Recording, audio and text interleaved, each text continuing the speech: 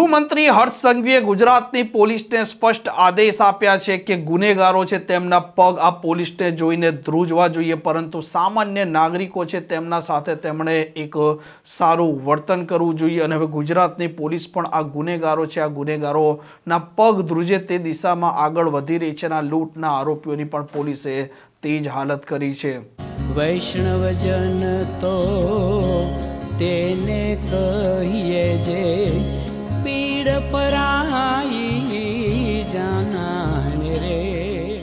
નમસ્કાર, આપ જોઈ રહ્યા છો નવજીવન ન્યૂઝ અને હું છું આપની સાથે તોફિક ગાંચી. ગૃહમંત્રી હર્ષ સંઘવી અવારનવાર આ ગુનેગારોને લઈને નિવેદન આપતા હોય છે અને કહેતા હોય છે કે ગુનેગારો છે તે પોલીસથી અને ખાખીથી ડરવા જોઈએ અને દંડાનો ઉપયોગ પણ તેમના જે ગુના છે તેના અનુસાર કરવો જોઈએ. અને વધુ એક વખત ગૃહમંત્રી હર્ષ સંઘવીએ નિવેદન આપતા કહ્યું છે કે આ ગુનેગારો છે, આ ગુનેગારો પોલીસથી ચોક્કસ ડરવા જોઈએ, પરંતુ રાજ્યના નાગરિકો જ્યારે પોલીસ સ્ટેશન કોઈ કામ અર્થે કે તેમની ફરિયાદ અર્થે આવે છે તે સમયે તેમની ફરિયાદ સાંભળવામાં આવે, તેમના સાથે વર્તન છે તે સારું કરવામાં આવે, જેથી કરીને ગુજરાતની પોલીસ છે તેની છાપ અને છબી આવનાર વ્યક્તિ છે તે સારી લઈને જાય. અને ગુજરાતની પોલીસ પણ હવે જે પ્રકારે આ ગુનેગારો ગુના આચરી રહ્યા છે તેમને ડામવા માટે તેમના ગુનાના અનુસંધાન તેમને સજા આપવાની પ્રક્રિયા પણ ચાલુ કરી છે. અને સુરતના સરથાણા પોલીસ સ્ટેશન વિસ્તારમાં એક સાથે બે લૂંટની ઘટના બની હતી, જેમાં આ ચારે ચાર આરોપીઓ ઇકો સ્પોટ લઈને આવે છે અને બે અલગ અલગ જગ્યાએ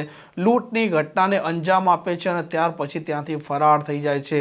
મામલાની પોલીસ ગંભીરતા સમજી જાય છે અને ત્યાર પછી તપાસનો ધમધમાટ આદરે છે. આ ચારે ચાર આરોપીઓ છે તેઓને ગણતરીના કલાકમાં દબોચી લેવામાં આવે છે અને જે જગ્યાએ તેમણે આ લૂંટની ઘટનાને અંજામ આપ્યો હતો ત્યાં તેમને લઈ જવામાં આવે છે. ઘટનાનું રિકન્સ્ટ્રક્શન પંચનામું, એટલે કે હર્ષ સંઘવીના શબ્દોમાં કહીએ તો આ ગુનેગારો લંગડાતા પણ ચાલશે અને તેમના વરઘોડા અને સરઘસ પણ નીકાળશે. અને ગુજરાતની પોલીસે તે રિકન્સ્ટ્રક્શન પંચનામા માટે લઈ જાય છે. તે સમયે આરોપીઓ છે, આરોપીઓની હાલત એવી હતી કે ડરેલા હતા, ફફડેલા હતા. અને આ ગુજરાતની પોલીસ આ રાજ્યના જે ખૂંખાર રીઢા ગુનેગારો જે ગુનાહિત માનસિકતા ધરાવી રહ્યા છે તેઓને કાયદાનું ભાન થાય અને તેમના વિસ્તારમાં જે પોતે ભાઈ દાદા અને ડોન સમજી નબળા જે નાગરિકો છે તેમના પર અત્યાચાર કરતા હોય છે, ડરાવતા ધમકાવતા હોય છે, તેઓના મનમાં, આ ગુનેગારોના મનમાં ડર ઉપસ્થિત થાય અને સામાન્ય પ્રજાજન છે, સામાન્ય પ્રજાજનનો પોલીસના પ્રત્યે વિશ્વાસ છે તે વધારે સુદૃઢ થાય અને રાજ્યના લોકો શાંતિ અને સુરક્ષાના સાથે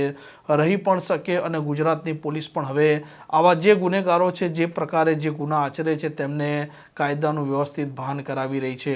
આ પ્રકારની ક્રાઇમ સ્ટોરી માટે નવજીવન ન્યૂઝની આ ચેનલ સાથે જોડાયેલા રહો. નમસ્કાર.